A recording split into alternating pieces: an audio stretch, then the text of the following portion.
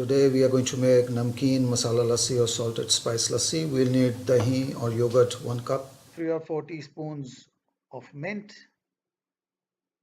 crushed ice half a cup, 1 teaspoon of roasted and ground jeera powder, 1 teaspoon of salt, 1/4 teaspoon of black pepper powder, half a teaspoon of black salt, and water about 2-3 glasses. The blender jar, add the curd,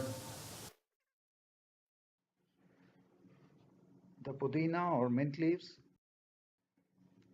the salt, the roasted jeera powder, the black pepper powder, and the black salt.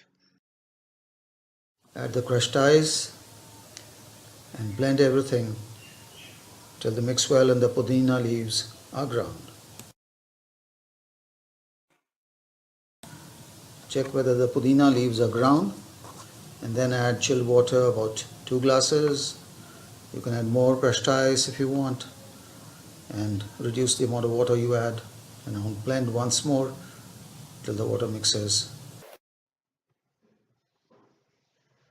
Pour it into a jar, check the salt, and serve chilled.